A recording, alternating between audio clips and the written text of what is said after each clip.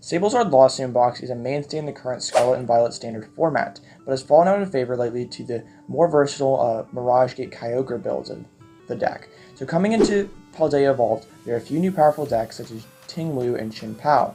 So we're going to need to do something as a Sablezard deck to adapt to this current meta. So I developed a secret tech that will help us hopefully auto-win that Chin Pao matchup. And that card is Banette EX, with his Everlasting Darkness attack doing 30 damage for 1 psychic energy and locking all our opponent's items. And because these Chin Pao decks need to set up Baxcalibur, they're playing Rare Candy because Irida can quickly and efficiently find that.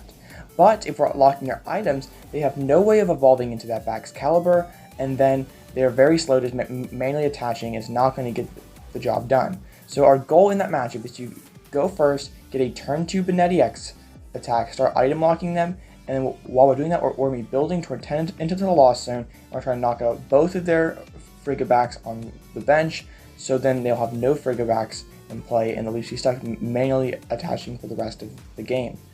And also, one thing that's a very big threat to Lost Zone Box after Paldea Evolves coming out is Iono. Just late in the game, being able to limit us just to a few cards is very scary when we need to have quite a few combo pieces to close things out with Radiant Charizard.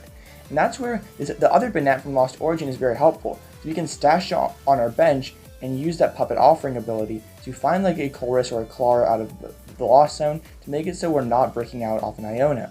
I'm playing the usual Lost Zone suspects, Comfey, Sableye, Cramorant. They're just super efficient, super good. We need Comfey to set up. I'm of course playing Radiant Charizard, such a powerful late game closer. I'm playing one Manaphy for those Radiant Greninja matchups, and also if a Chin Pao deck is able to set up against us, we want to be able to protect our bench with Manaphy. I'm playing one Hawlucha, which is nice for the mirror match, being able to snipe some Comfeys, but also if people are playing the 70 HP Frigabacks, I want to be able to snipe that. I am playing one Drapion B because I want to be tacked into the Mew matchup. I'm probably one of the more flexy cards in the deck. With Spirit Tomb coming out, Mew will probably be on the decline, but for now we have Drapion in here. Into the supporters, where I'm playing 4 Chorus because that's just what Lost Zone Box decks have to do, being able to draw 5 free cards but 2 into the Lost Zone. Just so powerful. I'm playing 2 Claras. Being able to put the Pokemon in the hand is a lot better than putting it into the deck with Super Rod in most cases. Like late in the game, if I just got Iono to like 1 or 2 cards, I don't want to throw them back into the deck because I'll need like a Nest Ball and my energy, where I can, if I just Clara, I can just grab them all back right away. 2 Boss Orders to be able to chase down our opponent's Pokemon, and 1 Roxanne followed by Hand Disruption. That's been one of those classy combos with Sableye, is to Roxanne your opponent to 2, and then use Sableye to get rid of all their draw support. I'm not playing Iono in this deck because oftentimes I never want to Iono myself then like 3 or 4 cards. Like I just want to have the raw 6 with Roxanne. So yeah, I just don't really want to be playing Iono in this deck. So now on to Ball Search. I'm playing 4 Battle VIP Pass, 2 Nest Balls, 2 Ultra Balls, and 2 Fog Crystals. Normally these Lost in Box decks are not playing Ultra Ball, but I want to have Ultra Ball to find my Banettes in a timely fashion.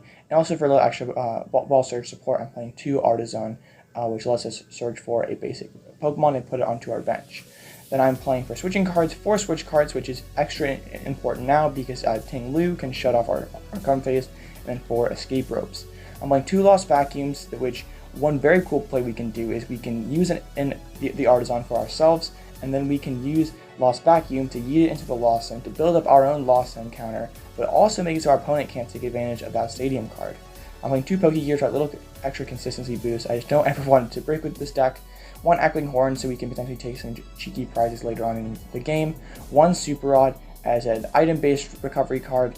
If you're playing a Mirage Gate build of a Lost in Box, you're probably playing a higher Super Rod count, but this easily could be 3rd Clara if you wanted to. I just wanted a little, I wanted some item-based Pokemon recovery, but it definitely could be a 3rd Clara.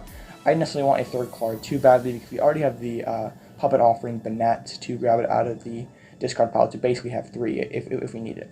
1 Hisuian Heavy Ball because we play some thinner counts, so I just don't want to prize my Radiant Charizard and need late in the game, or need to have my Manaphy against a mirror match. 1 Defiant Band because it can help our Radiant Charizard get up to 280 damage, like one-shot an Arceus or a Giratina, but also can make it so our Cramorant can one-shot a Radiant Greninja or other basic Pokemon that are getting Charm of Courage slapped onto them. And to close it out, we're playing 4 Psychic Energies and 2 Fire Energies. So here is the full list here, and I think that Banette's going to be a relevant attack card in Sablezard or just Lost Stone box in general until Chin Pao decks respect it by playing like an Arctibax, for example.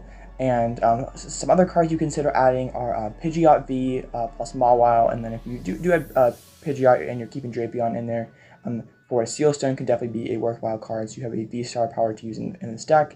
If there are decks like Gardevoir isn't playing any switching cards, then it definitely could be worthwhile to be playing that Mawile. I'm pretty happy with where my Sablezard list is out right now. What do you guys think of Banette in Sablezard? Do you think it's a worthwhile tech card, or do you think it's just completely unnecessary? Let me know in the comment section down below. Thank you for watching all the way through the end of this video, and if you like this video, please consider liking and subscribing. I don't know why I'm doing this, but here's my Fortress Exodia deck from Paldea Evolved. Watch it if you want to. If you do and you brought this to your local league or something, you'd probably lose all your friends, but you don't want to do that, so don't watch this video.